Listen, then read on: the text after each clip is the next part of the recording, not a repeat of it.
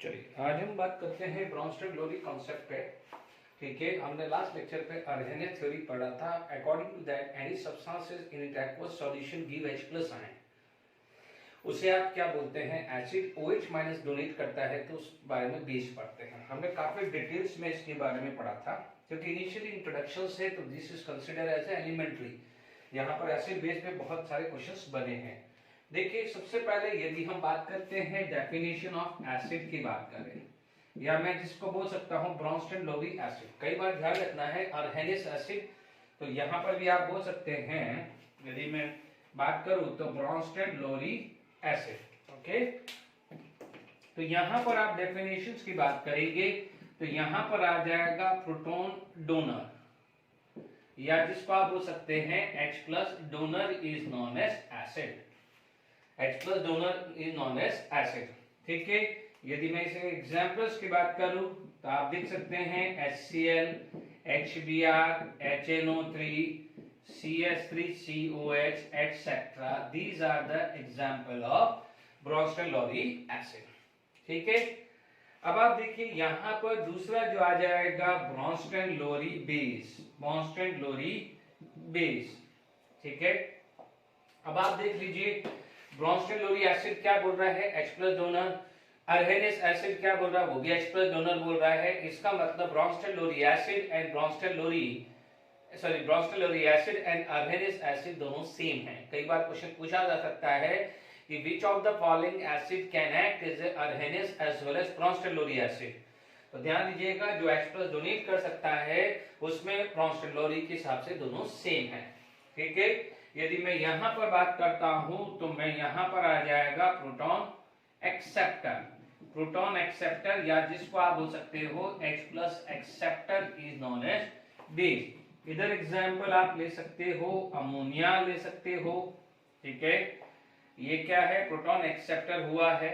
Okay, in fact water क्या है? दोनों है। वाटर को कई बार एम्बोफिलिक भी बोलते हैं, यानी जो H+ डोनेट भी कर सकता है और H+ एक्सेप्ट भी कर सकता है, वो अभी मैं बात करा दूंगा है। अमोनिया हुआ है। ठीक है, यहां पर मान लीजिए कोई भी अमाइंस ले लिया है। ठीक है, एटसेट्रा है, मिथाइल अमाइन, इथाइल अमाइन, अभी बहुत सारे अमाइन पढ़ेंगे आप। यहां पर आप पढ़ सकते हैं 2 डिग्री अमाइन, आप पढ़ेंगे 3 डिग्री अमाइन। अभी आपको ये फोकस नहीं करना है कि 2 डिग्री अमाइन 3 डिग्री अमाइन कैसे पढ़ते हैं, वो क्लासिफिकेशन जब आप ऑर्गेनिक पढ़ेंगे वहां पर आएगा। ठीक है, अभी ये फोकस करके चलिए कि जो भी नाइट्रोजन से रिलेटेड कंपाउंड है या अमोनिया का जो कंपाउंड है, all are the H+ acceptor. ठीक है, क्योंकि हमने पढ़ा है अमोनिया एक्सेप्ट H+ आयन, तो अभी अपन वो भी डिस्कस कर लेते हैं। इसे क्या बोलते हैं? ब्रॉन्स्टन-लोरी बेस।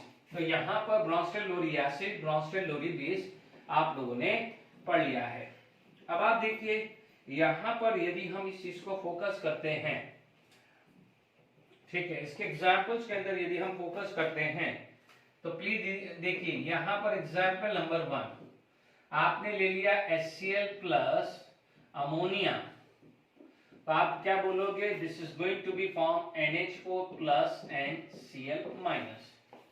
ठीक है, यदि मान लीजिए आपने दूसरा रिएक्शन, जैसे मान लीजिए ये कर लिया CH3NH2 प्लस H2S, तो ये जो बन जाएगा, ठीक है, this is going to be form CH3NH3 plus and HS minus. Is it clear? तो अब आप देख लीजिए यहाँ पर ये एसिड है, तो ये क्या हो जाएगा? बेस है। ये क्या है? ये एसिड है, तो ये क्या हो जाएगा? बेस है। अब देखिए यदि मैं बैकवर्ड डायरेक्शन की बात करूं तो यहाँ पर बैकवर्ड के लिए अमोनियम में NH4 प्लस ने अपना H+ को लूज किया है, तो H+ loser, H+ donor is known as acid. तो ये भी क्या हो गया है? एसिड है। और ये क्या हो जाएगा? बेस, क्योंकि इसने H+ को एक्सेप्ट करके ही तो HCl बना है। यहाँ पर HS माइनस H+ एक्सेप्ट करेगा तभी H2S बनेगा बैकवर्ड के लिए, तो ये क्या हो जाएगा? आपका एसिड, तो ये क्या हो जाएगा? बेस। अब आप देखो इसको डिफरेंशिएट करना है तो कैसे बोलेंगे? देखिए ये बेस है तो ये एसिड बना है, ये एसिड है तो इसका बेस बना है। तो हमेशा ध्यान रखना है कि जो बेस है और एसिड है उसमें यदि H प्लस का डिफरेंस आ जाए, एक H प्लस का डिफरेंस आ जाए, या तो H प्लस गेन हो जाए या H प्लस लूज आ जाए, तो वहां पर जो टर्मिनोलॉजी यूज होती है, जैसे ये बेस है इसमें एक H प्लस ऐड हुआ है, तो इसको क्या बोलेंगे, कॉन्जुगेट एसिड। क्या बोलेंगे, कॉन्जुगेट एसिड। यदि ये एसिड है तो इसको क्या बोलेंगे, कॉन्जुगेट बेस। ठीक है, यानी आप इसका जो कॉम्बिनेशन सेट करना चाहते हैं तो आप बोलोगे ये इसका कॉम्बिनेशन इसके साथ है और इसका कॉन्जुगेट बेस इसका है, यानी ये बेस है, इसने H प्लस एक्सेप्ट किया तो क्या बनेगा, कॉन्जुगेट एसिड, या बनेगा एसिड बट उसको क्या बोलेंगे, कॉन्जुगेट एसिड। यानी किसका कॉन्जुगेट एसिड, इसका। ठीक है, ये कई बार क्वेश्चन आएंगे कि कॉन्जुगेट एसिड, ये आपके जेडब्ल्यू में भी पूछा गया है, नीट में भी पूछा है। आगे अपन इस पे जब प्रीवियस ईयर के क्वेश्चंस करेंगे तो मैं डिस्कस करूंगा, अभी अपन इस चीज को सब समझ लेते हैं। Clear to all of you.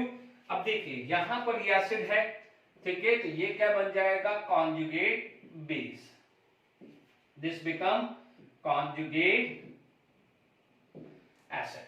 ठीक है, अब आप देखिए यहां पर HCl है, तो ये HCl ये आया और ये यहां पर आ गया है। Is it clear, I think sufficient example है। ठीक है, यहां पर आपको चीज नोट करके रखना है कि यदि स्ट्रॉन्गर एसिड है, स्ट्रॉन्ग एसिड है, तो उसका जो कॉन्जुगेट बेस है वो वीक होगा, या weak conjugate base, and vice versa, यानी क्या हो जाएगा, वीक एसिड होगा तो उसका कॉन्जुगेट बेस क्या होगा, स्ट्रॉन्ग होगा। ठीक है, ये मान लीजिए सिमिलरली यदि स्ट्रॉन्ग बेस है तो उसका जो कॉन्जुगेट एसिड है weak conjugate acid, and vice versa होगा। Is it clear to all of you, यहां तक आपको समझ में आ गया होगा। ठीक है, तो ये खासकर आपको ध्यान रखना है, किसी भी एसिड और कॉन्जुगेट बेस या बेस या कॉन्जुगेट एसिड में डिफरेंस होता है H प्लस आयन का, एक सिंगल H प्लस आयन का। आई होप समझ में आ गए हैं, क्योंकि आगे जब भी आप ऑर्गेनिक में जाएंगे, हालांकि इस लेवल पे इसमें आयनिक इक्विलिब्रियम के अंदर आपके पास क्वेश्चन जो आएंगे, कौन सा कॉन्जुगेट एसिड है, कौन सा कॉन्जुगेट बेस है, वो पूछा जा सकता है। डन। यदि आपके पास यदि जाते हैं कि ऑर्गेनिक में जाते हैं तो वहां पर कॉन्जुगेट एसिड कॉन्जुगेट बेस का बहुत बड़ा रोल आएगा। ठीक है, तो यहां पर आप समझ लीजिए। अब बात आती है कि सर स्ट्रॉन्गर एसिड है और वीक कॉन्जुगेट बेस क्यों है। देखिए, these are the reversible reaction. ठीक है, रिवर्सिबल रिएक्शंस के अंदर आप लोगों ने ये चीज समझा है कि if it is equilibrium तो rate of forward is equal to rate of backward reaction, point clear हुआ। बट हम कई बार देखते हैं कि रिवर्सिबल रिएक्शंस में क्या होता है कि ड्राइविंग फोर्स और अपोजिंग फोर्स में हल्का सा डिफरेंस होता है। किसी भी साइड आप डिस्टर्ब करके किसी भी साइड रिएक्शंस को आप घुमा सकते हो। इसीलिए हमने लीच ट्यूटोरियल में प्रिंसिपल में पढ़ा है कि या हमने उसके एप्लीकेशन समझी है, equilibrium is dynamic in nature, यानी फॉरवर्ड जाएंगे या बैकवर्ड जाएंगे। सपोज मान लीजिए आपने क्या पढ़ा है, it will proceed toward forward direction, यानी if it is proceed toward forward direction यानी बैकवर्ड वीक होगी। भाई फॉरवर्ड जा रही है तो यानी बैकवर्ड का जो यदि रेट ये फॉरवर्ड जा रही है तो यानी rate of forward is greater than rate of backward. या फिर आप बोलो कि सर बैकवर्ड जा रही है तो यदि बैकवर्ड जा रही है तो फॉरवर्ड वीक हुआ, यही मतलब हुआ कि नहीं हुआ। इक्विलिब्रियम आएगा तो दोनों सेम है, हम इक्विलिब्रियम की बात नहीं कर रहा हूं, आई am talking about the reversible reaction. ठीक है, तो रिवर्सिबल इक्विलिब्रियम में क्या फर्क है, इक्विलिब्रियम में rate of forward equal to backward, जबकि रिवर्सिबल में अनइक्वल होता है। ठीक है, दोनों साइड रिएक्शन जा सकती है, आप कंडीशन कोई भी चेंज करो फॉरवर्ड बैकवर्ड जा सकती है। ठीक है, अब समझो, यदि स्ट्रॉन्गर एसिड है, कोई भी स्ट्रॉन्गर एसिड है, जैसे फॉर एग्जांपल यदि स्ट्रॉन्गर एसिड है, मान लीजिए मैं थोड़ी देर के लिए बोलता हूं कि ये स्ट्रॉन्गर है, तो आप बोलोगे सर ये वीक होगा, है ना। स्ट्रॉन्गर एसिड है तो स्ट्रॉन्गर एसिड में हमने लास्ट में भी डेफिनेशन पढ़ी थी लास्ट क्लास के अंदर कि जो 100% आयनाइज है स्ट्रॉन्गर एसिड है वो जल्दी से जल्दी अपना H+ को लूज करेगा, यानी उसके लिए फॉरवर्ड डायरेक्शन स्ट्रॉन्ग हो जाएगी। यदि वो फॉरवर्ड डायरेक्शन डोमिनेटेड हुआ तो बैकवर्ड क्या हुआ, वीक हुआ। तो यदि स्ट्रॉन्गर एसिड है, सपोज मान लीजिए स्ट्रॉन्गर एसिड है, मान लीजिए ये स्ट्रॉन्गर एसिड है, तो ये डोमिनेटेड होगा, तो ये क्या पड़ जाएगा वीक, इसलिए स्ट्रॉन्गर एसिड है तो ये जल्दी से H+ आयन देगा, तो ये क्या हो जाएगा, ये क्या कर रहा है, ये H+ दे रहा है, तो ये क्या कर रहा है, H+ एक्सेप्ट कर रहा है। यदि ये फॉरवर्ड डायरेक्शन डोमिनेटेड है तो H+ लूज करना वेरी इजी है, तो H+ एक्सेप्ट करना क्या हुआ है, डिफिकल्ट होगा। तो आप बोलोगे H2S यदि स्ट्रॉन्गर एसिड है, अज्यूम कर लीजिए ये होता नहीं है, H2S स्ट्रॉन्गर नहीं होता, मैं सिर्फ एक समझा रहा हूं, कंपैरिजन करेंगे। तो इधर H2S इज स्ट्रॉन्गर, तो यानी डोमिनेटेड ये हुआ, तो उसका कॉन्जुगेट बेस क्या है, वीक, क्योंकि H2S स्ट्रॉन्गर है तो फॉरवर्ड डोमिनेटेड है, HS वीक है क्योंकि बैकवर्ड वीक है। समझ में आ गया? यदि ये वीक है तो यानी आपका फॉरवर्ड वीक है तो बैकवर्ड क्या हो जाएगा, स्ट्रॉन्गर होगा। तो हमेशा ध्यान रखना है कि स्ट्रॉन्गर एसिड है तो कॉन्जुगेट बेस वीक है, या वीक एसिड है तो कॉन्जुगेट बेस क्या होगा, स्ट्रॉन्गर होगा, यानी आइदर डायरेक्शन स्ट्रॉन्गर होगी। यदि ये स्ट्रॉन्गर है तो ये वीक हो जाएगी, या ये वीक है तो ये स्ट्रॉन्गर है। एसिड स्ट्रॉन्गर है तो कॉन्जुगेट बेस वीक है, एसिड वीक है तो कॉन्जुगेट बेस स्ट्रॉन्गर है। बस बिल्कुल सिंपल लॉजिक है, इतना ध्यान रखिएगा, ठीक है, ये बहुत इंपॉर्टेंट चीज है। अब आप देखिए यहां तक आपको समझ में आ गया है, ठीक है। अब कई बार क्या है कि वाटर के एक कैरेक्टरिस्टिक्स नहीं लिखी है। वाटर का क्या होता है, प्रोटॉन एक्सेप्टर भी होता है और प्रोटॉन डोनर भी होता है, ठीक है, इसीलिए उसको एम्बीफाइल स्पीशीज भी बोलते हैं।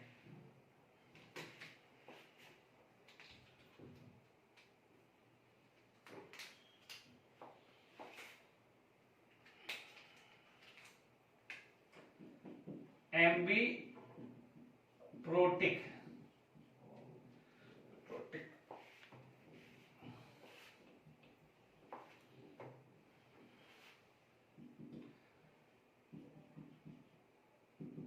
एम्बीप्रोटिक स्पीशीज या एम्बीफिलिक्स भी बोल सकते हैं। एम्बीप्रोटिक स्पीशीज जो होता है वाटर, जैसे मान लीजिए वाटर का केस लूं, ammonia plus water are going to be form NH4 plus and OH minus, ठीक है। दूसरा एग्जांपल लेता हूं,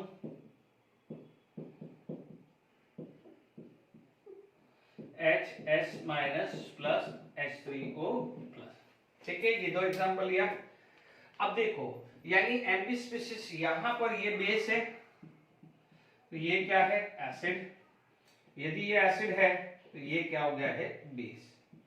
इसका मतलब एम्बीप्रोटिक स्पीशीज या एम्बीफिलिक स्पीशीज, इसका मतलब होता है कि जो H+ को रिलीज भी करता है और H+ को एक्सेप्ट भी करता है, ठीक है। यहां पर ये बेस है तो ये क्या होगा, उसका कॉन्जुगेट एसिड, ये आ जाएगा कॉन्जुगेट बेस है। अब आप देखिए ये कॉन्जुगेट एसिड है, सॉरी कॉन्जुगेट बेस है, तो ये क्या हो जाएगा, कॉन्जुगेट एसिड। तो यानी यहां पर किसका एग्जांपल आ गया, वाटर, तो वाटर क्या है, एम्बीप्रोटिक है, यानी क्या हो जाएगा, कैन H+ डोनर और H+ acceptor, can be H+ donor as well as H+ acceptor. यहां पर एसिड है तो यहां पर क्या है, बेस, या आप बोल सकते हैं which can act as acid as well as base, ठीक है। यहां तक क्लियर हो गया है, ओके। अब देखिए यहां पर जनरली आप बात करते हैं, एक चीज आता है लेवलिंग इफेक्ट, ठीक है, ये एक बहुत अच्छा एडवांस लेवल के क्वेश्चन बन सकते हैं। जैसे हम लोगों ने पढ़ा है कि वाटर इज ए, वाटर क्या है, एक पोलार प्रोटिक है, या मान लीजिए आप बोलोगे वाटर पोलार प्रोटिक का मतलब जो हाइड्रोजन बॉन्डिंग बना देता है। तो water can have a capacity to form hydrogen bonding, या हम ऐसा बोलते हैं कि water is a universal solvent. तो अब आप देखिए वाटर के अंदर क्या है, जितने भी स्ट्रॉन्गर एसिड है वो इजीली H+ आयन दे देगा, सब दे देंगे, सब H+ आयन दे देंगे। जैसे मान लीजिए कोई टीचर ऐसा होता है कि बहुत स्ट्रिक्ट होता है, तो उसके सामने यदि जो पढ़ने वाला है या नहीं पढ़ने वाला है कोई भी हो, उसके सामने क्या है, वो होमवर्क सब कर लेते हैं, ठीक है, होमवर्क सब कर लेते हैं। मान लीजिए कोई नहीं पढ़ने वाला है तो किसी तरह से कॉपी मार के भी उसने होमवर्क कर लिया, लेट इट बी। तो अब आप देखिएगा वहां पर उसके सामने क्या है, सबका लेवल एक जैसे ही है, क्यों, क्योंकि होमवर्क कंप्लीट हुआ ठीक है। मान लीजिए क्या हो जाता है कि मान लीजिए कोई टीचर लीनियंट है, कोई टीचर किसी तरह से लीनियंट है, तो उस समय क्या होगा कि जो जिस बच्चे की कैपेसिटी है या जो सिंसियर है वो पहले होमवर्क करेगा, जो सिंसियर नहीं है वो होमवर्क नहीं करेगा। यानी उसमें एक्चुअली क्या है कि कौन सिंसियर है और कौन सिंसियर नहीं है वो किस में पता चला, जब टीचर थोड़ा सा लीनियंट था। क्योंकि जो सिंसियर बच्चा था उसको पता है कि मैं सिंसियरली वर्क करूंगा, मैं पढ़ाई अच्छे से करूंगा, होमवर्क कंप्लीट करूंगा तो मेरा रिजल्ट अच्छे आने वाला है, ठीक है, मुझे अच्छा कॉलेज में एडमिशन मिलेगा। Is it clear? बट जो नहीं पढ़ाई कर रहा है तो वो क्या करेगा, कोई बात नहीं, चल ले तो, ठीक है। हालांकि जो ये वीडियो देख रहे हैं सब पढ़ने वाले ही हैं, ठीक है। तो इसमें यहां पर बात समझ में आनी चाहिए। यहां पर एक आता है लेवलिंग इफेक्ट, ठीक है। तो लेवलिंग इफेक्ट बहुत स्ट्रॉन्गर है, बहुत इंपॉर्टेंट है। यानी आप देखेंगे कि लेवलिंग इफेक्ट ये जेडब्ल्यू एडवांस लेवल का क्वेश्चन है कि जनरली आप देखेंगे कि एसिड का जो स्ट्रेंथ है, यानी एसिड स्ट्रेंथ है जो है are almost same in water, ठीक है। यानी जैसे मान लीजिए आप बोलोगे HClO4 है, H2SO4 है, या मान लीजिए HBr है या HNO3 है, इन सब का क्या है जो एसिडिक स्ट्रेंथ है वो लगभग बराबर होता है, ठीक है। ये जनरली बराबर होता है क्योंकि water is a universal solvent और ये बहुत पोलर है, यानी वाटर के सामने किसी की चलती नहीं है। Is it clear to all of you? Water के सामने किसी की चलती नहीं है। Is it clear? ठीक है, ओके। तो यहां पर आपके पास क्लियर हो जाना चाहिए। बट मान लीजिए ये लेवलिंग इफेक्ट है, बट मान लीजिए if it is in, note next लिख देना, if it is in acetone, यानी अदर देन वाटर ले लो, एसीटोन ले लो या कुछ भी ले लो। If it is other than water, acetone ले लिया, बेंजीन ले लिया, कुछ भी ले लिया, वाटर के अलावा बात कर रहा हूं, किसकी बात कर रहा हूं, वाटर के अलावा, तब क्या होता है कि यहां पर जो ऑर्डर आ जाता है HClO4 देन H2SO4, मान लीजिए HCl HNO3, HCl ले लो या HBr ले लो, तो ये एक ट्रेंड आ जाता है। तो ये वाला जो है इसे लेवलिंग इफेक्ट बोलते हैं, जहां पर सबका इफेक्ट एक जैसा ही है, सेम लेवल पे है, ठीक है। तो कभी पूछा जा सकता है कि acidic strength are almost same in water, ठीक है। यदि एसीटोन है या और कोई भी है उसमें ये ट्रेंड आ सकता है। Clear to all of you?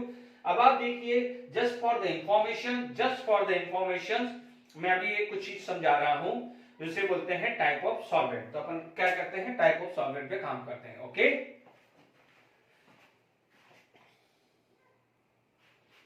देखिए क्लासिफिकेशन ऑफ सॉल्वेंट में बात करते हैं, फोटोफिलिक सॉल्वेंट है ना। तो फोटोफिलिक सॉल्वेंट या इसको अपन कई बार प्रोटिक सॉल्वेंट भी बोलते हैं, कई बार इसको क्या है प्रोटिक सॉल्वेंट भी बोलते हैं, फोटोफिलिक या प्रोटिक सॉल्वेंट। देखो फिलिक का मतलब होते हैं लविंग, प्रोटॉन लविंग। यदि इसका डिक्शनरी मीनिंग करूंगा तो प्रोटॉन लविंग, तो यानी क्या हो जाएगा, solvent have a tendency to accept proton, the solvent have a tendency to accept proton, उसे क्या बोलते हैं, फोटोफिलिक। इसमें एग्जांपल आपके क्या आ गया है, वाटर, मान लीजिए कोई भी अल्कोहल आ गया है, कोई भी अमोनिया आ गया है, these are the फोटोफिलिक, ठीक है। तो यहां पर क्या आ जाएगा, प्रोटॉन या फोटोफिलिक सॉल्वेंट भी आप बात कर सकते हैं, या फिर सॉरी फोटोफिलिक नहीं है ये प्रोटोफिलिक सॉल्वेंट है ना, प्रोटॉन से है, protophilic solvent. The solvent have a tendency to accept the proton, ठीक है। इसमें यदि नेक्स्ट आ जाता है प्रोटोजेनिक, जेनिक का मतलब जनरेट, जेनिक का मतलब जनरेट करने वाला, ये एक्सेप्ट करने वाला और जनरेट करने वाला है ना। तो solvent have tendency to produce proton,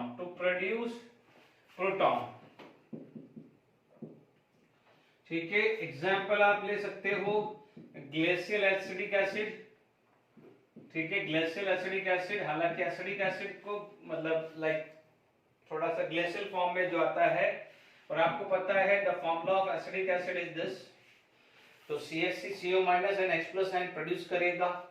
मान लीजिए आपके पास लिक्विड HCl आ गया, नॉट HCl गैसेस, वाटर भी है, water can produce H plus ion, तो आप वाटर भी आप डाल सकते हैं। ठीक है, ये क्लियर हो गया है फोटोजेनिक। तीसरा जो चीज आ जाता है वो आ जाता है आपका, अभी थोड़ी देर पहले पढ़ा था, एम्बीफिलिक या एम्बीप्रोटिक बोल सकते हैं। ठीक है, यहां पर एम्बीप्रोटिक, अभी थोड़ी देर पहले पढ़ा था एम्बीप्रोटिक सॉल्वेंट, एम्बीप्रोटिक सॉल्वेंट। ठीक है, यानी जिसके अंदर दोनों ही हो, दोनों ही है, मतलब H प्लस प्रोड्यूस भी कर सकता है और H प्लस एक्सेप्ट भी कर सकता है। Solvent which are both protophilic as well as photogenic. Example आपके पास कुछ भी आ सकता है, अमोनिया, वाटर, अल्कोहल एटसेट्रा। जो H प्लस भी दे सकता है, H प्लस एक्सेप्ट भी कर सकता है। मोस्टली तो ये दोनों आते हैं। ठीक है, क्योंकि यह हाइड्रोनियम आयन भी बनता है और OH माइनस भी बनता है, NH4 प्लस भी बनता है तो NH2 माइनस भी बनता है। ठीक है, हालांकि RO माइनस भी बनता है। ठीक है, जनरली RO माइनस बनता है या ROH2O प्लस बनता है, बट जनरली, ठीक है ना, क्योंकि ऑक्सीजन के पास लोन पेयर है तो वो एक्सेप्ट भी कर सकता है। ठीक है, ये एम्फीप्रोटिक आता है। और जो लास्ट आता है विचे बोलते हैं अप्रोटिक सॉल्वेंट, जो दोनों ही नहीं है, neither H plus donor nor H plus acceptor. ठीक है, solvent which neither produce H plus ion or nor accept H plus ion। ठीक है, एग्जाम्पल आपके बहुत सारे आ गए, CCl4, बेंजीन आपका C6H6 एंड CH2 एटसेट्रा, ये इस कैटेगरी के अंदर आ जाते हैं। तो यहाँ पर आपके पास ये आ गया है, तो अभी बात कर लेते हैं। ठीक है, तो अपन ने अभी थोड़ी देर पहले लेवलिंग इफेक्ट पढ़ा था। ठीक है, लेवलिंग इफेक्ट में क्या पढ़ा था कि वाटर के अंदर जो भी है, water have the strong tendency, तो सब जितने भी एसिड है वो सब H प्लस आयन सेम देते हैं। बट यदि कोई भी सॉल्वेंट है, जैसे एसीटोन है या एसिडिक एसिड भी है, ठीक है ना, आप कोई भी ले सकते हो, एसीटोन ले सकते हो, एसिडिक एसिड ले सकते हो। ठीक है, तो जो भी अभी एसीटोन था तो उसमें एसिडिक एसिड भी लिख दीजिए, तो वहां पर क्या हो जाएगा, टेंडेंसी अलग है, क्योंकि एसीटोन है या एसिडिक एसिड है, ये वीकली आयनाइज होते हैं। तो जहां वीकली आयनाइज होते हैं तो वहां पर उनको कैपेसिटी होती है, वो अपना दिखाते हैं। मैंने अभी थोड़ी देर पहले बताया था कि यदि आपका टीचर, जो भी कोई भी टीचर बहुत स्ट्रांग है, बहुत स्ट्रिक्ट है, बहुत स्ट्रांग है, तो सारे के सारे होमवर्क करेंगे। बट यदि मान लीजिए टीचर थोड़ा सा स्ट्रांग नहीं है, वीक है, कि भाई वो लीनियंट है थोड़ा, तो सारे बच्चे नहीं करेंगे। जो बच्चे एक्चुअल सिंसियर हैं वो करेंगे, यानी वो अपनी कैपेसिटी, वो अपनी स्ट्रेंथ दिखाएंगे। बट जो बच्चे नहीं करने वाले हैं वो नहीं दिखा पाएंगे। Is it clear to all of you? यहाँ तक समझ में आ गया है, लेवलिंग इफेक्ट भी क्लियर हो गया है। तो प्लीज ध्यान दीजिएगा कि जो एक्चुअली जो एसिड का जो स्ट्रेंथ है वो दिखता किसमें है, जब आपका सॉल्वेंट अदर देन वाटर होता है। ये हमेशा ध्यान रखना। इसीलिए भले वो एसीटोन हो या एसिडिक एसिड हो, ठीक है, तो उसमें एक्चुअली लेवल दिखता है। ठीक है, यानी लेवलिंग इफेक्ट में वाटर में उनकी सबकी स्ट्रेंथ कंपेयर करना आसान नहीं है। क्यों? क्योंकि सबकी सेम ही होती है, ये हमेशा ध्यान रखना है। अब आप देख लीजिए, अभी हम लोगों ने ब्रॉन्स्टेड लोरी का कंसेप्ट पढ़ा है। ठीक है, अब इस पे यदि कोई क्वेश्चंस आ जाते हैं, इसका कॉन्जुगेट एसिड क्या है, बेस क्या है, पहले वो सॉल्व कर देते हैं, फिर लुईस एसिड बेस कांसेप्ट पढ़ेंगे। ठीक है, तो पहले क्वेश्चंस कंप्लीट करते हैं।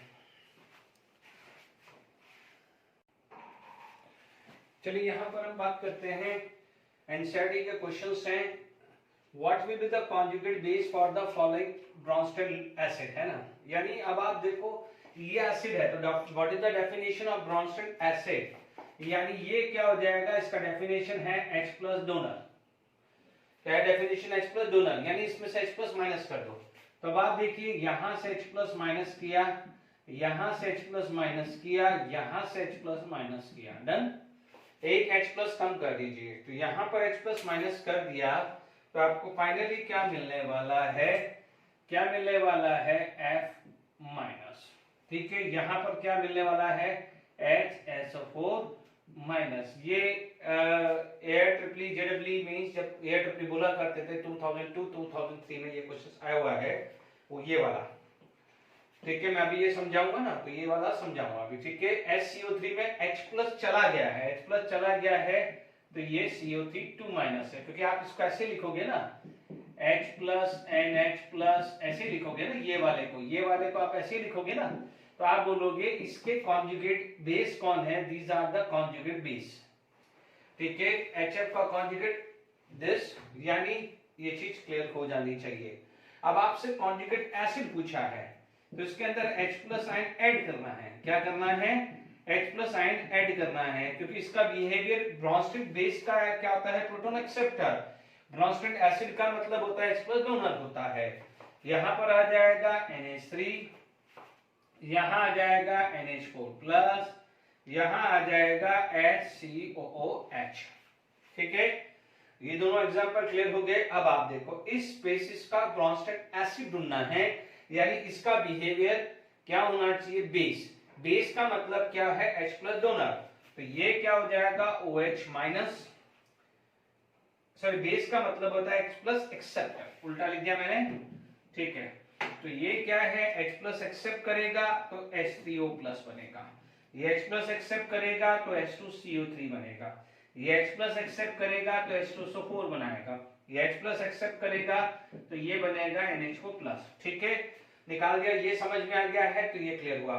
अब आपको कॉन्जुगेट बेस है, तो बेस है तो ये एसिड की तरफ वर्क करेगा, तो एसिड का काम क्या था, H प्लस रिलीज, तो ये क्या हो जाएगा OH माइनस, ये क्या हो जाएगा CO3 2 माइनस, ये क्या हो जाएगा SO4 2 माइनस, ये क्या हो जाएगा NH2 माइनस। यानी ये जो एग्जांपल्स है, ये एग्जांपल हैं, जैसे आपसे क्वेश्चन पूछ सकता है इस वे में कि ये इसका ब्रॉन्स्टेड एसिड क्या है या ब्रॉन्स्टेड बेस क्या है, या ऐसा भी आ सकता है कि जैसे ये वाला ऑप्शन था और पूछा गया था जेडब्ल्यू में कि which of the following can act as a Bronsted acid as well as Bronsted base, यानी इस ये H प्लस रिलीज भी कर सकता है और H प्लस एक्सेप्ट भी कर सकता है। H प्लस एक्सेप्ट किया तो ये बना, H प्लस रिलीज किया तो ये बना, तो यानी HSO4 माइनस या ये can act as a Bronsted Lowry acid as well as Bronsted Lowry base। ठीक है, यहां तक अपन ने ब्रॉन्स्टेड लोरी की थ्योरी पे भी क्या क्या क्वेश्चंस बन सकते हैं वो मैंने एक अच्छे लेवल पे बात कर ली है। ठीक है, अब इसके बाद नेक्स्ट जो कंसेप्ट आता है, थर्ड कंसेप्ट आता है, वो आता है लुईस कंसेप्ट। ठीक है, द थर्ड कंसेप्ट जो आता है विच इज लुईस कंसेप्ट। ठीक है,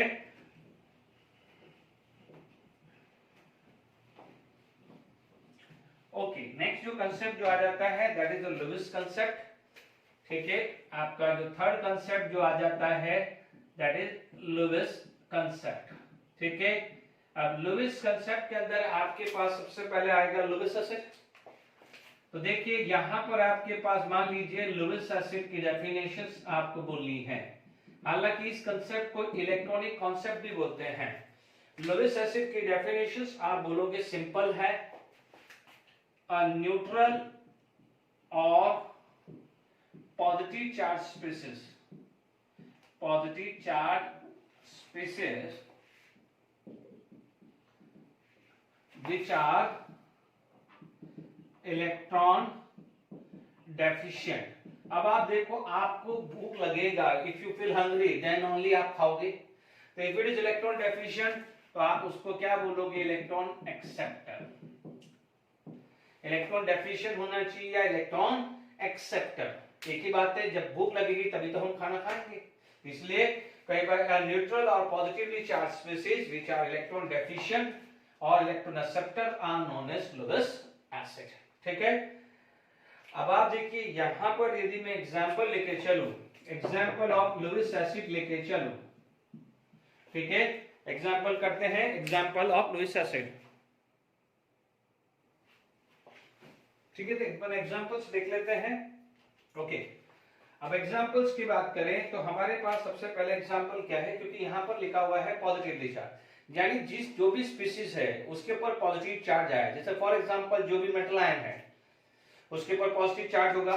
तो सबसे पहले जब एक एग्जाम्पल आप लेते हैं तो आप बोलोगे positive charge species. Positive charge species जो भी है वो क्या है, लुईस एसिड है।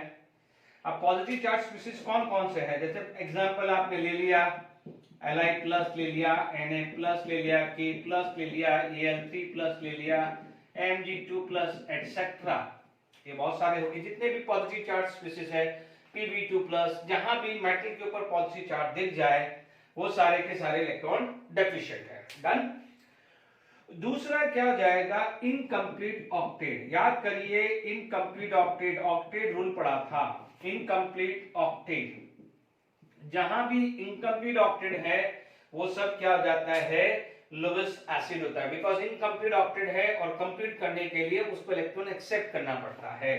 अब एग्जांपल ले लीजिए, मान लीजिए BF3 आ गया, BCl3, BBr3, Bi3, AlCl3, ठीक है। यहां पर मान लीजिए, यहां पर एटसेट्रा अपन बात कर सकते हैं। Is it clear to all of you? अब आप देखिए यहां पर और भी ले लें, देखिए AlCl3, नीचे GaCl3 है ना। जनरली कहां पर होता है, ये 13 ग्रुप वाले जो कंपाउंड है उसमें मोस्टली आ जाता है। कई जगह देखिएगा FeCl3 भी आता है, ZnCl2 भी आता है। ये जब आप ऑर्गेनिक पढ़ेंगे तो ये लुईस एसिड यूज होंगे, ठीक है। ये भी यूज होगा लुईस एसिड, इनमें से भी यूज होगा, ठीक है। इनकम्प्लीट ऑक्टेट है वो सब लुईस एसिड है। नेक्स्ट हो जाता है vacant orbital available. Vacant orbital available, ये जब पी ब्लॉक में पढ़ते हैं तो ये ज्यादातर काम आते हैं। वैकेंट ऑर्बिटल अवेलेबल, जैसे मान लीजिए आपके पास वैकेंट ऑर्बिटल क्या आ गया है, जैसे SiCl4 आ गया, SnCl4 आ गया, SnF4 आ गया, ठीक है। आप देखेंगे PCl5 आ गया, PF5 आ गया, ठीक है। ये इस तरह के कंपाउंड आ जाते हैं, ठीक है। PiCl4 आ गया एटसेट्रा, ठीक है। यहां पर वैकेंट ऑर्बिटल है। ये सारी चीजें आप जब ये देखो, ये जब पढ़ोगे, ये वाली जो चीज पढ़ोगे जब आप ग्रुप 14 पी ब्लॉक में पढ़ेंगे। ये चीजें कब पढ़ेंगे, जब आप या मान लीजिए SF4 हुआ, ये सब कहां पढ़ेंगे, जब आप पी ब्लॉक पढ़ेंगे, ठीक है। ये ग्रुप 15 में, ये 16 में आपको ये क्लियर हो जाएगा, ठीक है।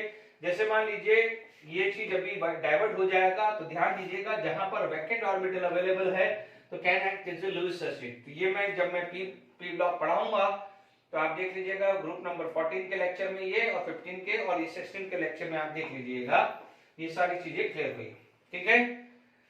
अब आप देखिए, अभी शायद इस लेवल पे ये चीज समझ में नहीं आएगी, ये समझ में आ जाएगी क्योंकि इलेक्ट्रॉन एक्सेप्टर है। देखिए, तो ये चीजें जब आप पी ब्लॉक पढ़ेंगे तब ज्यादातर समझ में आएगी, क्योंकि देखिए होता क्या है कि जैसे मान लीजिए एक समझा देता हूं, SiCl4 समझा देता हूं। SiCl4 का एग्जांपल लिया, SiCl4 plus Cl minus can form HCl5 minus, ये कॉम्प्लेक्स सॉल्ट होता है, ठीक है। या फिर SiCl4 plus 2Cl minus can form SiCl6 2 minus। No doubt this is coordinate covalent bond, but क्या है, ये क्या हो जाएगा, इलेक्ट्रॉन डोनर होता है। तो electron donor is known as Lewis base. तो ये क्या हुआ है, इलेक्ट्रॉन एक्सेप्टर हुआ है, तो it is a Lewis acid. तो ये क्या हो जाता है, लुईस एसिड होता है, and this behave as Lewis base. ये लुईस एसिड हुआ तो ये क्या है, लुईस बेस। इसी तरह से एग्जांपल आता है Pi5 plus F minus can form PF6 minus, ठीक है। ये चीज हम पढ़ते हैं, ठीक है। तो ये एग्जांपल क्लियर हो गया है कि वैकेंट ऑर्बिटल वाला भी लुईस एसिड की तरह वर्क करते हैं। बट ध्यान दीजिएगा वैकेंट ऑर्बिटल कहां देखना है, कहां कोऑर्डिनेट बॉन्ड बनेंगे, या तो ग्रुप 14 में, 15 में, 16 में, ठीक है। ये यहाँ पर ज्यादातर मिलते हैं, फिर भी जब भी आप पी ब्लॉक पढ़ेंगे तो आपको पता चल जाएगा। ठीक है, जो कोर्ट एग्जाम्पल जो आता है वो आता है मल्टीपल बॉन्ड। यदि मल्टीपल बॉन्ड है तो वहां पर भी लुईस एसिड कैरेक्टर वो आता है। ठीक है, मल्टीपल बॉन्ड की बात करें, जैसे मान लीजिए आपके पास CO2 आया, ठीक है, CO2 सल्फर डाइऑक्साइड, ये भी लुईस एसिड है। ठीक है, या CS2, ये क्या है, CH2। तो जहां पर मल्टीपल बॉन्ड है वो भी लुईस एसिड की तरह बिहेव करता है। जैसे मान लीजिए आपने पढ़ा है CO2 plus OH minus are form SCO3 minus. देखिए C डबल बॉन्ड O है, OH माइनस है, तो ध्यान दीजिएगा पाई बॉन्ड टूटेगा क्योंकि पाई बॉन्ड वीक है। ठीक है, तो यहां पर इसको माइनस चार्ज आएगा, इसको प्लस चार्ज आएगा, OH माइनस से माइनस यहां जाके लगेगा, तो this structure is going to be form like this. ठीक है, इसे बोलते हैं SCO3 माइनस। तो ये क्या है, इलेक्ट्रॉन डोनर, तो ये बन जाएगा लुईस बेस, तो ये क्या हो जाएगा, लुईस एसिड। ठीक है, ये सब ये वाली चीजें हैं, ये ऑर्गेनिक में भी काम आएगी धीरे धीरे। तो ये एग्जांपल आपके लुईस एसिड के मैंने डिस्कस कर लिए हैं। ठीक है, अब आप देखिए लुईस बेस की बात करें, यहां पर लुईस बेस है, मैं अभी देखो फैक्टर अफेक्टिंग लुईस एसिड भी है। ठीक है, तो पहले मैं लुईस बेस सिखा देता हूं, फिर फैक्टर अफेक्टिंग लुईस एसिड बता दूंगा। ठीक है, यदि मैं नेक्स्ट जो बात करता हूं, if I am talking about Lewis base, Lewis base, तो क्या हो जाएगा, लुईस बेस की यदि डेफिनेशंस बात करूं, नेगेटिवली चार्ज, नेगेटिव और न्यूट्रल स्पीसीज, नेगेटिव और neutral species which are electron rich, which are electron rich और इलेक्ट्रॉन डोनर, क्योंकि रिच होगा वही डोनर होगा ना, which is known as Lewis base होगा, उसे क्या बोलेंगे अपन, लुईस बेस। यदि अपन बात करते हैं एग्जाम्पल की बात करते हैं, सबसे पहला क्या है, नेगेटिवली चार्ज, यानी कि जितने भी नेगेटिवली चार्ज है वो लुईस बेस होंगे। ठीक है, एग्जाम्पल आप ले लीजिए Cl minus, Br minus, OH minus, NH2 minus, CH3 minus, ठीक है, एटसेट्रा। बहुत सारे एग्जाम्पल है, नेगेटिवली चार्ज है वो सब हो जाएंगे, क्योंकि सारे एग्जाम्पल तो लिखना पॉसिबल नहीं है। दूसरा क्या होना चाहिए, complete octet and lone pair. एक तो या तो सबसे पहले complete octet and lone pair होना चाहिए। ठीक है, अब एग्जाम्पल आप लिख लीजिए, जैसे मान लीजिए वाटर, वाटर के अंदर लोन पेयर है, अमोनिया हुआ, अल्कोहल हुआ, ये सब क्या है, लुईस है। मान लीजिए मिथाइल अमाइन ले लिया, तो इनमें क्या है, लोन पेयर है। ठीक है, तीसरा आना चाहिए multiple bond, multiple bond between carbon, सिर्फ कार्बन कार्बन के बीच में होने चाहिए, मल्टीपल बॉन्ड बिटवीन कार्बन। उसमें क्या था, मल्टीपल बॉन्ड था, बट वो किसी के भी बीच में हो सकता है। कार्बन कार्बन में यहां आता है, तो यहां पर कार्बन कार्बन में कहा मिलता है, अल्कीन में या अल्काइन में। ठीक है, अल्कीन या अल्काइन, यानी आप जनरली अल्कीन एंड अल्काइन लिख दीजिए, तो उसका ये एग्जांपल आ गया है। ठीक है, ये ethene, ethyne, propane, propyne, butene, butyne, ये सब आ जाएगा। ठीक है, एक चीज नोट जरूर कर दीजिएगा कि Br2 bromine and I2 iodine, it is the Lewis acid. तो आप नोट करके लिख देना न्यूट्रल में कि Br2 and I2 are Lewis acid. क्योंकि देखिए जब S ब्लॉक में जब पढ़ते हैं पॉलीहेलो कंपाउंड, यदि मैं आपको बता दूं पॉलीहेलो कंपाउंड पढ़ा था, तो आपने ये पढ़ा था कि Br2 plus Br minus can form Br3 minus, I2 plus I minus will form I3 minus. इसे क्या बोलते हैं, पॉलीहेलाइड। ये जनरली क्या होता है, सीजियम या पोटेशियम या रूबिडियम कैन फॉर्म यहाँ पर ये क्या है, लुईस बेस, क्योंकि इलेक्ट्रॉन डोनर है तो ये क्या हो जाता है, लुईस एसिड। तो ये खासकर ध्यान रखिएगा कि Br2 and I2 can act as a Lewis acid and base. Is it clear to all of you? यहाँ तक आपको समझ में आ गया है? ओके। यदि हमारे पास यहाँ पर बात करते हैं फैक्टर अफेक्टिंग लुईस एसिड, यदि मैं फैक्टर अफेक्टिंग लुईस एसिड की बात करूं तो अभी आपने पढ़ लिया है, यहां पर आ जाएगा factor affecting strength of Lewis acid. मैं सिर्फ लुईस एसिड की बात कर रहा हूं, फैक्टर अफेक्टिंग एसिड नहीं पढ़ रहा हूं, फैक्टर अफेक्टिंग लुईस एसिड की बात कर रहा हूं। अब आप देख लीजिए लुईस एसिड के लिए क्या चाहिए कि इलेक्ट्रॉन एक्सेप्टर, मेरे को इलेक्ट्रॉन मिले। तो आप देख लीजिए सबसे पहले क्या होना चाहिए, charge should be more, charge should be more, ठीक है, यानी चार्ज ज्यादा से ज्यादा होना चाहिए। जैसे मान लीजिए मैं बहुत सिंपल तरीके से बता रहा हूं, जैसे मान लीजिए Li plus B2 plus and Be3 plus, ये एग्जांपल आ गया, ठीक है। मान लीजिए सेम एटम है तो Fe3 plus greater than Fe2 plus आ गया, या मान लीजिए Sn प्लस 4 Sn प्लस 2 आ गया, ठीक है। यानी चार्ज शुड बी मोर, यानी जितना ज्यादा चार्ज होगा उतना अच्छा होगा। Is it clear to all of you? तो ये आप क्लियर हो जाना चाहिए। यदि मान लीजिए चार्ज सेम है तो साइज जाएगा, यदि चार्ज सेम है तो then go with the size. तो size should be less if charge are same, क्योंकि देखिए what is the definition of Lewis acid, Lewis acid is electron acceptor, electron चाहिए तो electron have a negative charge, तो जितना सामने वाले का पॉजिटिव चार्ज ज्यादा होगा, जितना सामने वाले का पॉजिटिव चार्ज ज्यादा होगा उतना क्या है, अट्रैक्शन ज्यादा होगा। क्योंकि ध्यान दीजिएगा कि attraction is directly proportional to Q1 into Q2 and inversely proportional to size, है ना।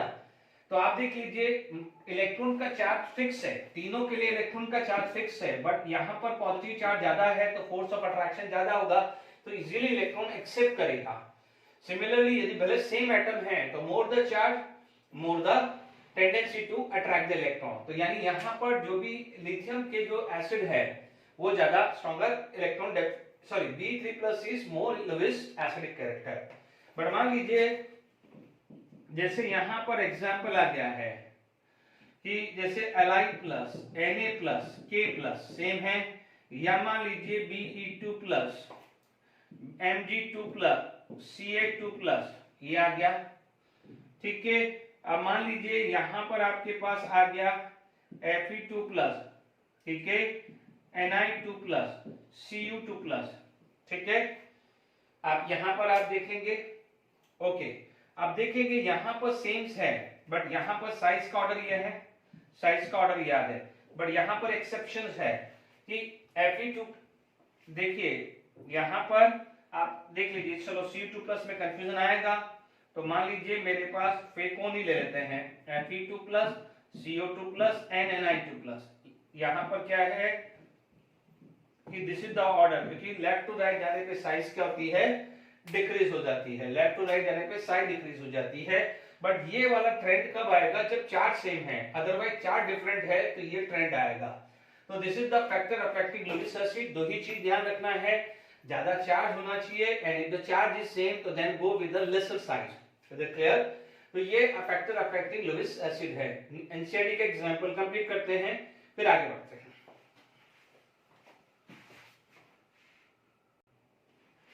देखिए classify the following species into Lewis acid and Lewis base, ठीक है।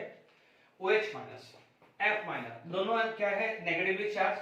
आप देखेंगे स्ट्रक्चर ऑफ HOH माइनस, ठीक है, तो this is the structure of HOH minus. Fluorine का आप देखेंगे तो 1 2 3 4 5 6 7 8 माइनस, ठीक है। तो आप बोलोगे ऑक्टेट कंप्लीट है, क्योंकि आप देखेंगे ये 6 है, ये 7 है और 8 इसका ऑक्टेट कंप्लीट है, तो ये क्या हो जाएगा, इजीली डोनर। यहां पर भी ऑक्टेट कंप्लीट है तो इट इज डोनर, तो ये क्या होगा, Lewis acid, sorry Lewis base, this is Lewis base, ये लुईस बेस हुआ।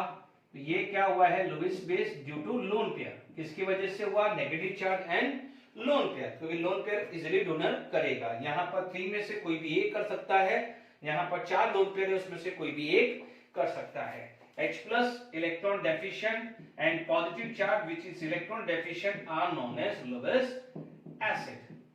ठीक है, बिकॉज पॉजिटिव चार्ज है, कैटायन है, तो इलेक्ट्रॉन डेफिशिएंट है and can act as a Lewis acid. यहां पर क्या है, इनकम्प्लीट ऑक्टेट, यहां पर क्या है, इनकम्प्लीट ऑक्टेट है, इसकी वजह से ये लुईस एसिड है। क्योंकि इनकम्प्लीट है तब हमारी, मान लीजिए हमने इनकम्प्लीट पेट भरा हमारे को, तो हमें क्या चाहिए, और खाना चाहिए ना।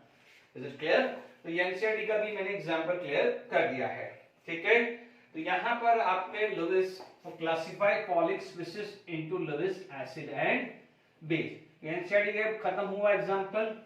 ठीक है, अब आप देखिए, यदि इसे लुईस एसिड, मैं सिर्फ किसकी बात कर रहा हूं, लुईस एसिड। लुईस एसिड को भी आप 2 पार्ट में डिवाइड कर सकते हैं। ठीक है, लुईस एसिड को भी आप 2 में कर सकते हैं, हार्ड एंड सॉफ्ट। यदि मान लीजिए मैं बात करूं types of Lewis acid, types of Lewis acid की बात करूं, ठीक है, तो लुईस एसिड 2 टाइप के लुईस एसिड होते हैं। पहला क्या होता है, हार्ड एसिड, नाम से ही अजीब लग रहा है, हार्ड एसिड। हार्ड एसिड क्या होता है सारी लुईस एसिड, इलेक्ट्रॉन डेफिशिएंट ही है। ठीक है, electron deficient species having large या more charge and lesser size. Size क्या होनी चाहिए, लेसर होनी चाहिए, या तो चार्ज ज्यादा होना चाहिए या साइज लेसर होनी चाहिए। ठीक है, कई बार अब देखिए, अब ऐसे कौन से हुए हैं, लेस चार्ज ज्यादा या लेसर साइज होना चाहिए। ठीक है, अब देखिए यहां पर हम एग्जांपल लें, तो आप देख लीजिए फर्स्ट सेकंड थर्ड ग्रुप के ले लो, फर्स्ट ग्रुप और सेकंड और थर्ड ग्रुप के मेटल हैं। आपने ले लिया Li plus, Na plus, K plus, इनकी साइज छोटी है बट चार्ज ज्यादा है। इधर ले लीजिए आप Be2 प्लस ले लीजिए, Mg2 प्लस ले लीजिए, Ca2 plus, Sr2 plus, Al3 plus ले लीजिए, बात खत्म कर दीजिए। इधर मान लीजिए Bf3 ले लीजिए, AlCl3 ले लीजिए, नहीं AlCl3 नहीं, ठीक है,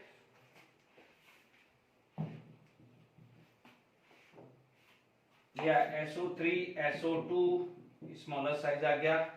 ठीक है, तो ये एग्जांपल सारे हैं। ठीक है, अब दूसरा क्या हो जाता है, सॉफ्ट एसिड।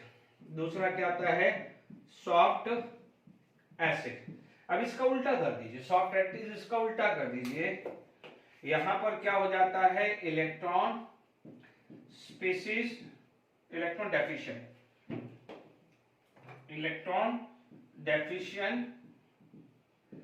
स्पीशीज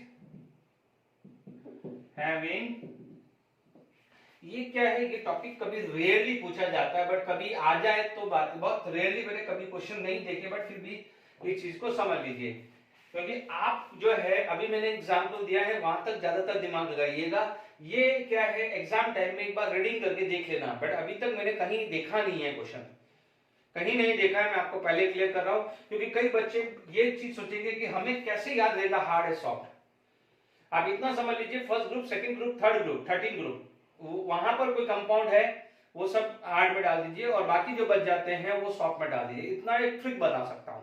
ठीक है, large species electron deficient having, अब क्या हो जाएगा, लेस चार्ज एंड, या लेसर नहीं लिखना पड़ेगा, स्मॉल साइज लिखो तो और अच्छा बढ़ा जाएगा, स्मॉल साइज, एंड यहां पर क्या हो जाएगा, बिग साइज। साइज बिग होनी चाहिए। ठीक है, साइज क्या होनी चाहिए, बिग होनी चाहिए। एग्जाम्पल आप लेंगे तो देखिए Pb2 प्लस, ठीक है, यहां पर आ गया है कैडमियम Hg। ठीक है, अब मान लीजिए यहां पर आपके पास ब्रिंग आलू, आलू के बाद आ गया गाजर, तो देखिए यहां पर GaCl3 आ गया, आयोडीन, ब्रोमीन बताया था, इनकी साइज कितनी ज्यादा है, पीबी नीचे है। काश, सिक्के, जीनियस, सचिन, पब्लिकली, पीबी नीचे ही आता है ना।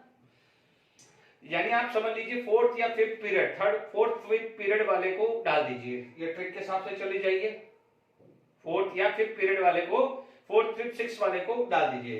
यानी आप ट्रिक डाल दीजिए कि यहाँ पर ग्रुप नंबर 1 2 13 और पीरियड जो है वो 1 2 3 तक ले जाइए, और यहाँ पर आप ले लीजिए पीरियड 4 5 6 पे ले जाइए। ये ट्रिक है, ये ट्रिक है, क्योंकि 4 5 6 में साइज बिगर हो जाएगी ना, है ना, और 1 2 पीरियड तक क्या साइज छोटी है।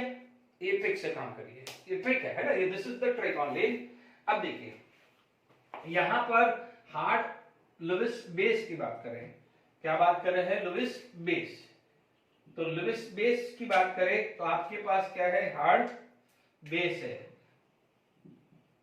और सॉफ्ट बेस है, ठीक है। यहां पर हार्ड बेस और सॉफ्ट बेस की बात करें तो जो इजीली पोलराइज हो जाए, जो इजीली पोलराइज हो जाए, ठीक है, वो क्या हो जाएगा, सॉफ्ट बेस है, इजीली पोलराइज हो जाएगा। देखिए यहां पर आप बात करेंगे electron rich species which can easily polarize, ठीक है, यानी वो कंजूस नहीं है, दिलदार है, या आप बोल सकते हो कैन होल्ड इलेक्ट्रॉन लूजली, मतलब कंजूस नहीं है, दिलदार है, दिलदार है। जान दो कार्बन, जितने भी कार्बन या बिगर साइज वाले, सल्फर, फास्फोरस, उसको डाल दो, ठीक है।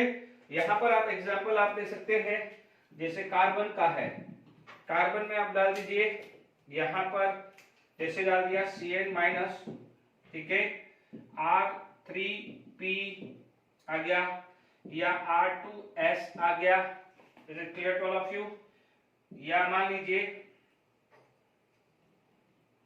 ये चीज आ गया CH triple bond CH, CH2 double bond CH2, is it clear to all of you. ये सब क्या है, जहां पर बिगर साइज है वो उसको डाल दीजिए, इजीली लूज कर देगा। आपने PS3 ले लिया, यानी ये सॉफ्ट बेस है। Electron species, electron rich species which cannot which is tightly polarized, yeah, which cannot